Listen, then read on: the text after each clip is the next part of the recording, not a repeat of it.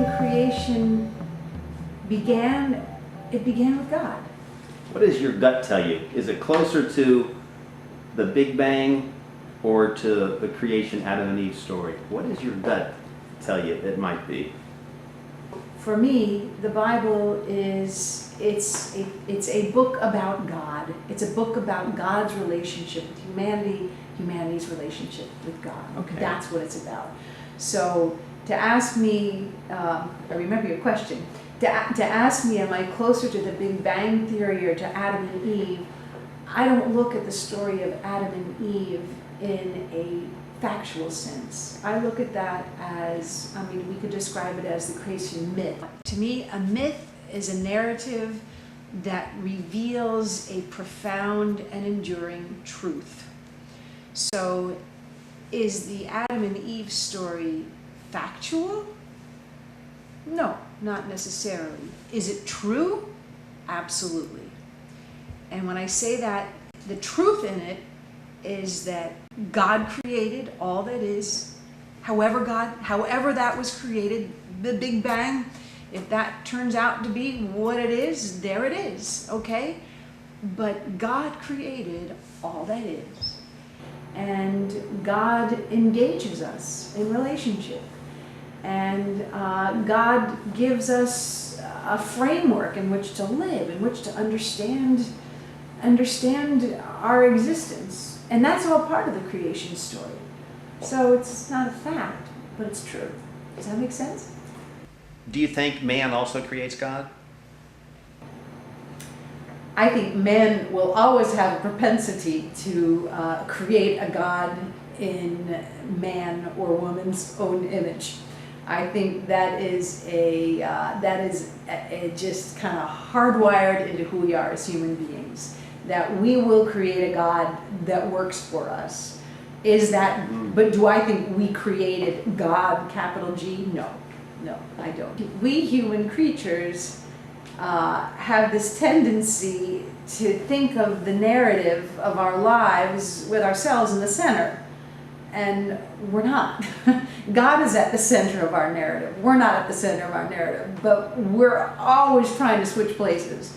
And so we have this tendency to put ourselves in the center of that narrative, and then, we create a God that works for us.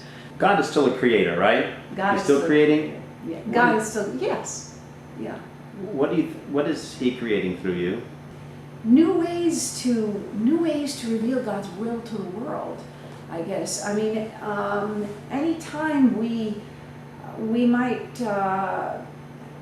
show an act of compassion, or are able to say something that we look back and think, wow, that was larger than me, what I just said, or that event. I felt like somehow, I was doing it, but there was this force that was larger than me. That's one of the ways that God continues to create. What did the author of John, chapter 1, verses 1 through 2, mean when he wrote, "In the beginning was the Word, and the Word was with God, and the Word was God. He was in the beginning with God"? What's up with that? Okay. Well, it's a great verse. Yes, it is. And it's one of those verses that helps us connect the person and the meaning and the identity of Jesus with the nature and purpose and identity of God. It's one of those places where we say, okay, God is revealed in an ultimate sense through Jesus. So that connection, not that we understand it, but that it's revealed to us. That creative force is there in the flesh, in the person of Jesus. The Word was made flesh and dwelt among us, lived with us, full of grace and meaning and truth. Oh, a good starter verse, isn't it? Really, That's a great sets the tone for everything. I'm not so sure that I'm going to be able to define heaven for you any way that's going to give us an image. I think any image we come up with at some point is going to break down for us. Do I think that a life, in essence, a relationship with God continues beyond this life? Yes, I do. And I'm going to call that heaven, that there is a hereafter. There's an experience that is beyond what we know, beyond what we see. Whatever this heavenly experience is, that somehow my individuality is going to be maintained, that I'm still going to be me somehow. It's not like I'm absorbed into this sort of big glob of spirits someplace, but that God created me, and I am unique and special, and God broke the mold after me just like God broke the mold after you. And that relationship and that understanding continues beyond this world, so that somehow I'm still going to be me. I'm not divided into compartments. This essence that's me is all me, and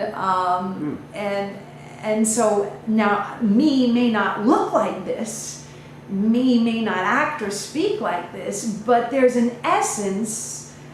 I don't know what it looks like, but there's this essence that's Katie, and just like there's an essence that is all of us. And God wills us into existence, and God promises us that relationship never ends. We're not going to think our way to God. We're not going to think our way to the mind of God. We're not going to think our way to our understanding of our eternal destiny, or what we're going to look like, act like, where we're going to be. It's a fruitless exercise. That what God does is reveal to us, be not afraid. I am with you to the end of the age. I have come so that you might have life, and life abundantly. For God so loved the world that God sent his only Son, that whoever believes on his name will not perish but will have eternal life. That's all I need to know. Might not be all I want to know or all I'm curious about, but it's really all I need to know. I'm curious what you think, or what the scriptures tell you that Jesus thought about heaven. I mean, at one level, Jesus talks about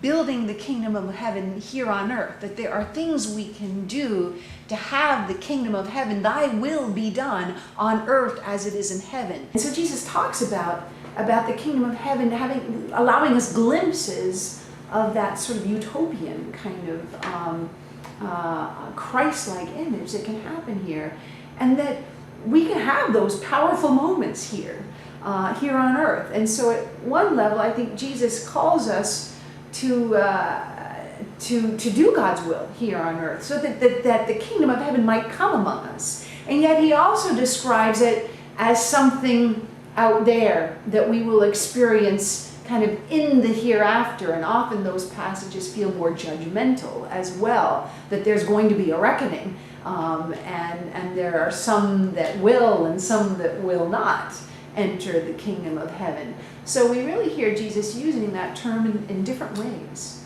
What are you, Pastor Katie, going to say to him when you see him? I am a sinner redeemed by Christ, and it is on Christ's coattails that I am here.